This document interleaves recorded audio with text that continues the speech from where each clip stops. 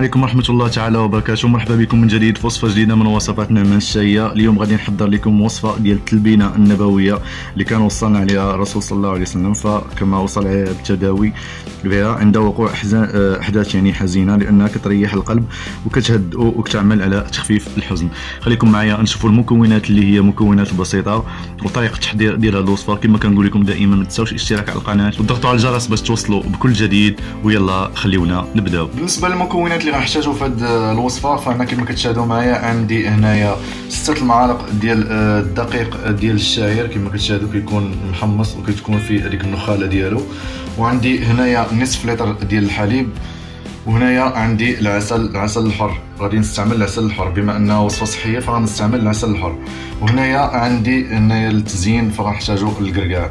خليكم معايا نشوفوا طريقه التحضير ديال هذه التلبينه النبويه. بالنسبه لطريقه التحضير كما كتشاهدوا معايا، فخديت هنا كاسرونه غندير فيها هنايا نصف لتر ديال الحليب على هذا الشكل هذا. فهنا بالنسبه للخليط فكما قلت لكم يعني هذه التلبينه هذه فانكم تستعملوها يعني الحليب يكون بارد، ما ديروهاش في الحليب حتى يسخن.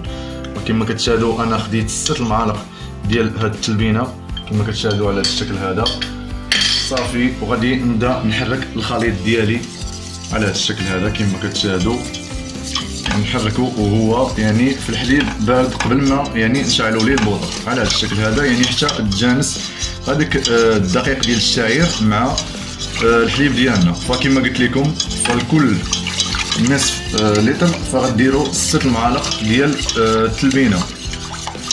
الا كنتو غديروا لتر ديال الحليب فغديروا 12 معلقه تقريبا ديال هذا الدقيق الشعير اللي كيكون مخلط بالنخاله. فهاد التلبينه فهي موجوده يعني في المحلات، فموجوده بكثره، فتقدروا تلقاوها على هذا الشكل، يعني كتكون على هذا الشكل هذا كتلقاوها موجوده يعني كتباع عند جميع المحلات. كيكون الدقيق ديال الشعير يعني الكامل.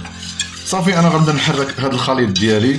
فكما كتعرفوا هذه الوصفه فانها لها فوائد كثيره، فهي كتعزز يعني كتساعد على الوقايه من امراض القلب وكتنشط الدوره الدمويه، فكتحمي الشرايين من التصلب. يعني هذه الوصفه فزوينه. وكما قال الرسول صلى الله عليه وسلم ان التلبينه تجم فوائد المريض وتذهب بعد الحزن. يعني كما كنعرفوا فهاد الوصفه يعني زوينه بزاف، نتمنى انكم تجربوها.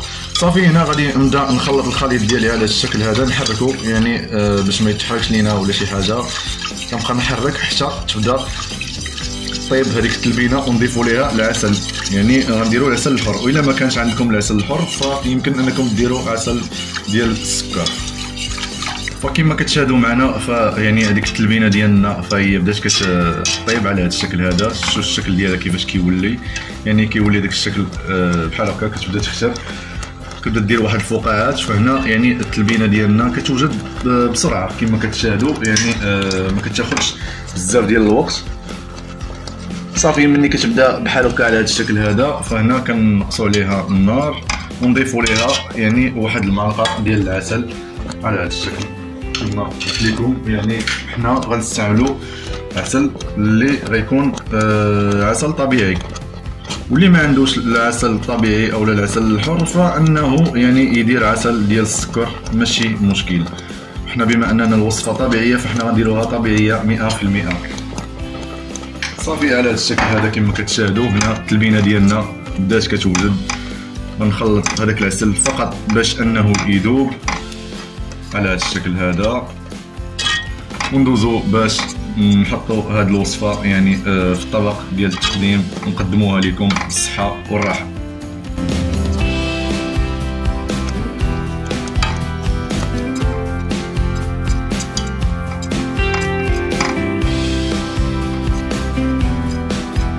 التلبينه ديالنا اولا الوصفه ديالنا ديال اليوم كما كتشاهدوا يعني وجدات فعلى هذا الشكل هذا. وكما كتشاهدوا القوام اللي حنا بغيناه هو هذا.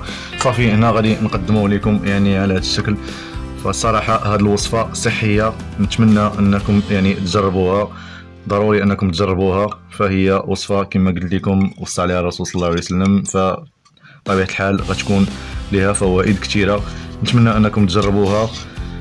غادي تعجبكم بزاف. فالمذاق ديالها زوين وحتى يعني مزيانه للقولون ومزيانه يعني كتهدد الاعصاب، فنتمنى انكم تجربوها.